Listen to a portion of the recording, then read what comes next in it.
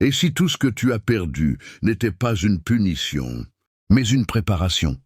Oui, toi qui regardes cette vidéo en ce moment précis, toi qui portes quelque chose de lourd dans le cœur, toi qui as peut-être prié, attendu, espéré, et qui commence à te demander si Dieu t'a vraiment entendu.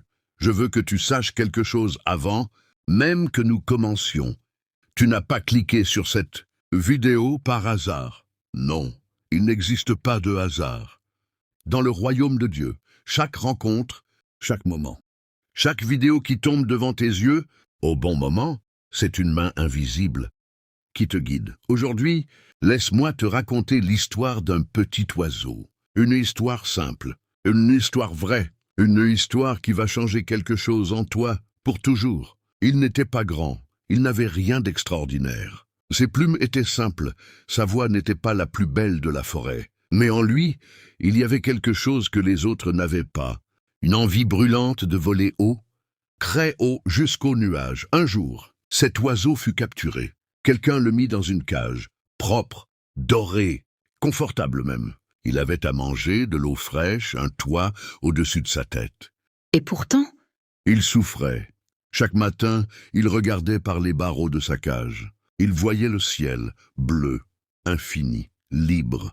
Et quelque chose en lui criait « Ce n'est pas là que je suis censé être.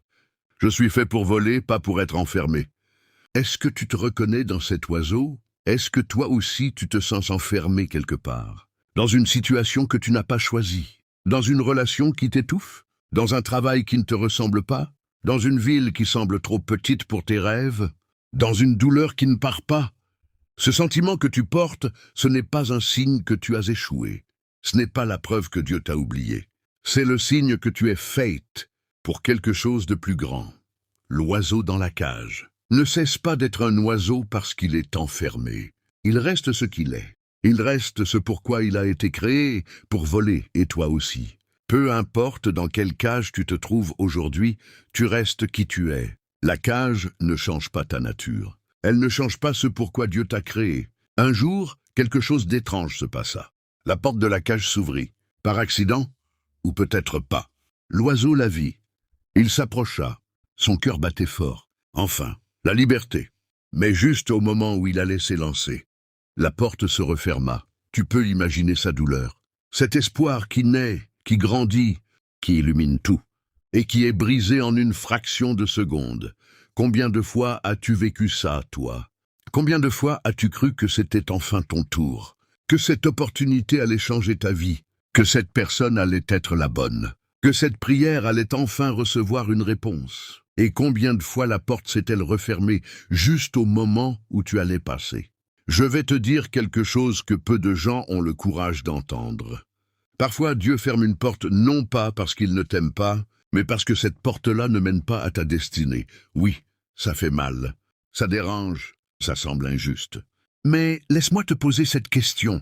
Est-ce que tu as déjà regardé en arrière dans ta vie et remercié Dieu pour une porte fermée? Est-ce qu'il y a une situation que tu voulais à tout prix à l'époque et qu'aujourd'hui tu réalises que ce n'aurait pas été bon pour toi? La plupart d'entre nous avons au moins une de ces situations. Et si tu es honnête avec toi-même, tu sais que parfois, les refus de Dieu sont ses plus grands cadeaux. L'oiseau, dans sa cage, ne voyait que les barreaux. Il ne voyait que sa prison. Il ne voyait que ce qu'il n'avait pas. Mais de l'autre côté de la fenêtre, il y avait une tempête qui se préparait. Des vents violents, un orage terrible qui allait dévaster la forêt. Des dizaines d'oiseaux libres allaient être emportés, blessés, perdus dans la tourmente, et l'oiseau dans sa cage était à l'abri. Parfois, ce que tu appelles ta prison est en réalité ta protection. Pensez, est-ce que tu connais des personnes qui ont obtenu exactement ce qu'elles voulaient et pour qui ça s'est mal terminé? Des gens qui ont décroché ce poste de rêve et qui ont sombré dans le stress? Des couples qui se sont précipités dans une relation et qui en sont ressortis brisés? La Bible nous enseigne dans Proverbes 6:9, le cœur de l'homme médite sa voie, mais c'est l'Éternel qui dirige ses pas. Ce verset n'est pas là pour nous frustrer, il est là pour nous rassurer. Dieu voit la tempête que tu ne vois pas encore. Il voit la route entière, alors que toi tu ne vois que le prochain virage. Il connaît la fin depuis le début, et voici la vérité, la plus puissante que tu puisses intérioriser aujourd'hui. Si tu pouvais voir ce que Dieu voit, tu ne voudrais pas sortir de la cage une seconde plus tôt. Pendant son temps dans la cage, il se passa quelque chose de remarquable. L'oiseau attendait, mais il ne resta pas inactif. Il chantait. Il s'exerçait à battre des ailes même dans l'espace restreint de sa cage. Il observait le ciel. Il apprenait les courants d'air. Il écoutait les autres oiseaux. Et jour après jour, sans s'en rendre compte, il devenait plus fort. Ses muscles se développaient. Son souffle s'affûtait. Sa vision s'affinait. Et sa foi, elle aussi, grandissait. Parce que l'attente n'est pas une perte de temps. L'attente est souvent une école. Pense à Joseph. Dans la Bible, il avait reçu un rêve de Dieu à l'âge de 17 ans. Il allait être grand. Il allait régner. Et qu'est-ce qui se passa ensuite? Ses frères le vendirent comme esclave. Il fut emmené en Égypte. Il fut injustement accusé. Il fut jeté en prison. Des années de silence. Des années d'obscurité. Des années où Dieu semblait absent. Et puis, en un seul jour, tout changea. Joseph passa de la prison au palais, du cachot au trône, de l'esclave au gouverneur. Et il réalisa que chaque épreuve l'avait préparé pour ce moment précis. Ce que tu traverses en ce moment, ami, n'est pas une punition. C'est une préparation. Tu es en train d'être formé, en train d'être équipé, en train de développer une force, une sagesse, une profondeur que tu n'aurais jamais pu acquérir autrement. Les épreuves que tu vis aujourd'hui sont le bois dont sera fait le trône de demain. Arrêtons-nous, ferme les yeux, une seconde si tu peux, et écoute.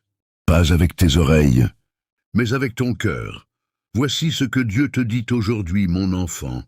Je t'ai vu dans ta chambre, tard le soir, quand les larmes coulaient en silence. Je t'ai vu quand tu souriais aux autres, mais que tu souffrais en dedans. Je t'ai vu quand tu priais, sans savoir si quelqu'un écoutait. J'écoutais. J'ai toujours écouté. Tu m'as demandé pourquoi. Tu m'as demandé jusqu'à quand. Tu m'as même demandé si j'existais encore. Et je ne t'en veux pas, parce que je comprends. Je comprends ce que c'est de souffrir. Mon propre fils a souffert. Il a pleuré. Il a crié dans le jardin de Gethsémane, « Père, si c'est possible, que cette coupe s'éloigne de moi. » Et moi, son père, j'ai dit non, pas parce que je ne l'aimais pas, mais parce que sa souffrance allait servir le monde entier, et ta souffrance à toi aussi va servir. Va porter du fruit, va transformer des vies autour de toi. Le jour où tu seras sorti de cette épreuve, tu deviendras un témoignage vivant. Tu deviendras la preuve que j'existe, que je tiens mes promesses, que mon amour ne abandonne jamais. Fais-moi confiance. Pas parce que tu comprends, mais parce que tu sais qui je suis. Je suis celui qui a fait les étoiles et qui connaît le nombre de tes cheveux. Je suis celui qui a traversé la mer Rouge et qui peut traverser n'importe quel obstacle dans ta vie. Je suis celui qui a ressuscité mon fils des morts. Et crois-moi, si je peux vaincre la mort, je peux vaincre ce que tu traverses aujourd'hui. Tiens bon, je n'ai pas fini avec toi. Le meilleur est encore à venir. Voici une vérité que j'ai besoin de te dire clairement, et je veux que tu la lises ou l'écoutes avec tout ton être. Il n'y a pas une seule chose dans ta vie qui soit hors du contrôle de Dieu, pas une seule. La perte d'emploi, la rupture, la maladie, la trahison, le deuil, le silence, l'échec, la honte. Tout cela, absolument tout, peut être intégré dans le plan de Dieu pour ta vie. Romains 8, 28 dit « Nous savons du reste que toute chose concourt au bien de ceux qui aiment Dieu. » Toute chose. Ce mot « toute » ne fait pas d'exception. Il ne dit pas « les bonnes choses ». Il ne dit pas « les choses faciles ». Il dit « toutes ». Voici comment le plan de Dieu fonctionne dans les situations difficiles. Premièrement, les épreuves t'approfondissent. Un arbre dont les racines ne sont jamais éprouvées par le vent restera toujours fragile. C'est la résistance qui crée la solidité. Chaque tempête dans ta vie t'enfonce plus profondément dans Dieu. Et quand tu es profondément enraciné en lui, rien ne peut te déraciner. Deuxièmement, les épreuves te révèlent à toi-même. Tu ne savais pas que tu étais aussi fort, jusqu'à ce que tu te retrouves dans cette situation. Tu ne savais pas que tu avais cette foi jusqu'à ce qu'elle soit testée. Tu ne savais pas de quoi tu étais capable jusqu'à ce que tu n'aies plus d'autre choix que de découvrir tes propres ressources. Troisièmement, les épreuves t'orientent vers ta vraie destinée. Souvent, Dieu doit te retirer de ce que tu veux pour te donner ce dont tu as besoin.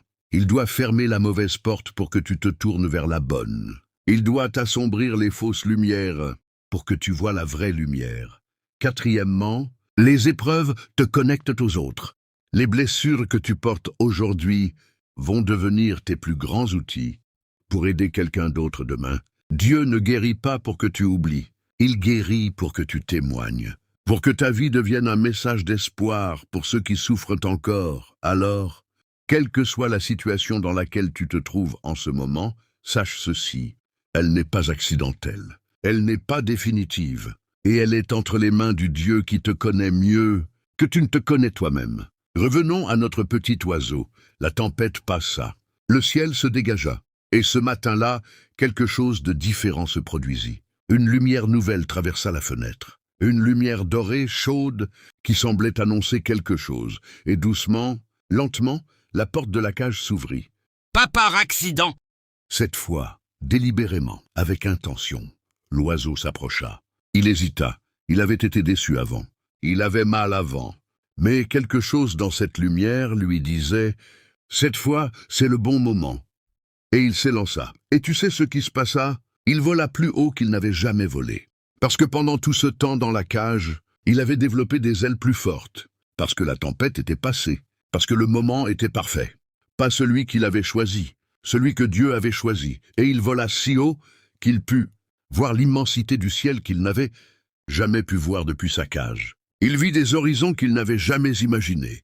Il ressentit le vent sous ses ailes avec une intensité qu'il n'aurait jamais ressentie s'il était sorti trop tôt. Avant la tempête, ton moment arrive. Il arrive. Dieu ne t'a pas oublié. Il a simplement attendu que la tempête passe, que tes ailes soient prêtes, que le ciel soit dégagé. Et quand il ouvrira cette porte, tu comprendras tout. Tu comprendras le silence. Tu comprendras les refus. Tu comprendras les attentes. Et tu le remercieras pour chaque porte qu'il a fermée sur ton chemin. Il y a une révélation que je veux déposer dans ton esprit et dans ton cœur. Dieu n'a pas de plan B pour ta vie. Tu es son plan A. Attends, ça mérite qu'on s'y attarde. Dans le monde des hommes, on a des plans de secours, des alternatives, des options. Mais Dieu ne fonctionne pas comme ça. Quand il t'a créé, il n'a pas créé en même temps 10 autres personnes qui pourraient te remplacer si tu échouais. Non, il n'a créé que toi, unique, irremplaçable, avec une destinée que personne d'autre ne peut accomplir. Psaume 139, 13, 14 dit « C'est toi qui as formé mes reins, qui m'as tissé dans le sein de ma mère. Je te loue de ce que je suis une créature si merveilleuse. » Le mot utilisé est « merveilleuse », pas acceptable, pas passable, merveilleuse, tu es l'œuvre d'un Dieu qui ne fait pas les choses à moitié. Chaque détail de toi, ta personnalité, tes forces, même tes faiblesses, a été conçu avec intention. Rien n'est accidentel dans ta construction. Ce qui te distingue des autres n'est pas un défaut, c'est une caractéristique. Ce qui te rend différent n'est pas une erreur, c'est un dessein. Et cette destinée unique que Dieu a préparée pour toi, elle est réelle, elle est concrète, elle t'attend au bout du chemin. Mais pour l'atteindre, tu dois traverser exactement ce que tu traverses en ce moment.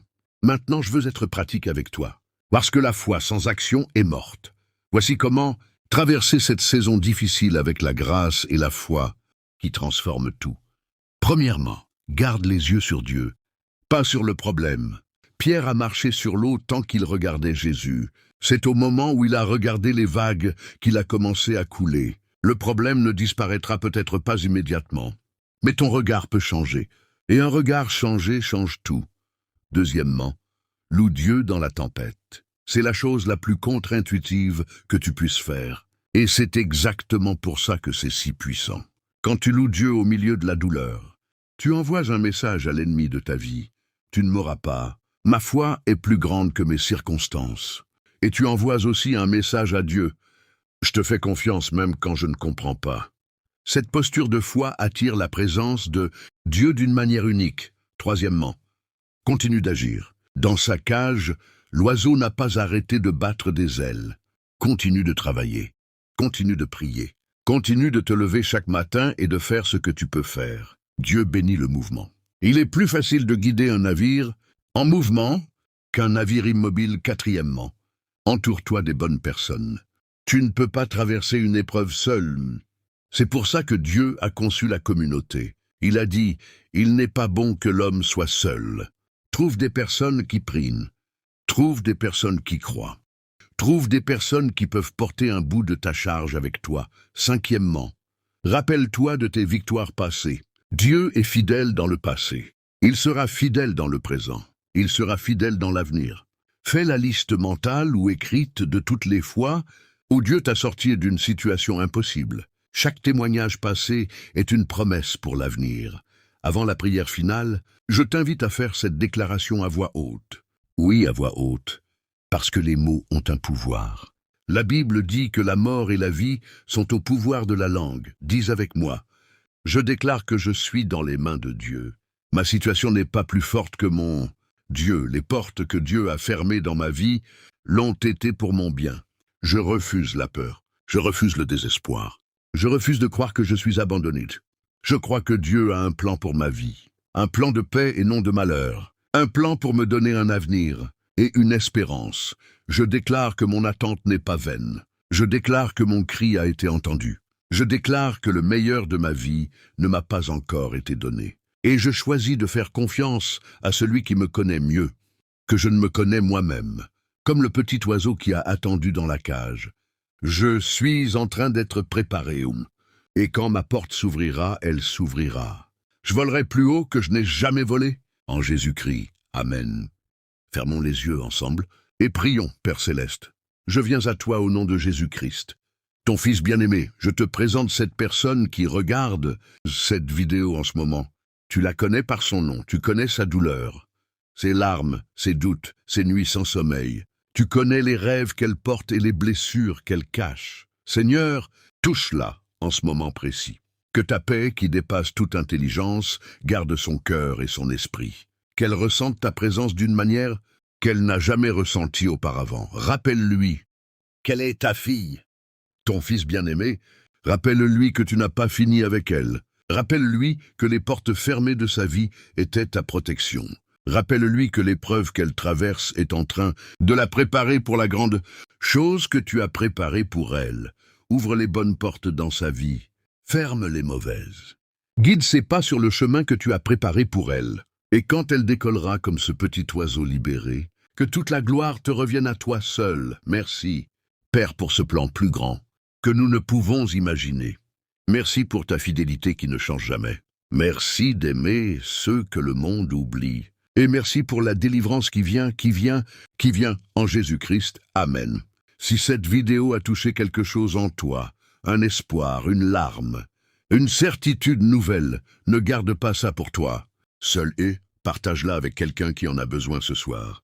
Parce que quelqu'un dans ton entourage est peut-être en train de renoncer à ses rêves. Quelqu'un est peut-être en train de douter de Dieu. Et cette vidéo pourrait être la main que Dieu tend à travers toi pour le rejoindre. Et n'oublie pas, la cage n'est pas ta destinée. Elle est ta préparation. Dieu a un meilleur plan pour toi. Et ce plan est en train de se réaliser. Même maintenant. Même dans le silence. Même dans la douleur. À bientôt pour une prochaine vidéo. Que la paix de Dieu soit avec toi.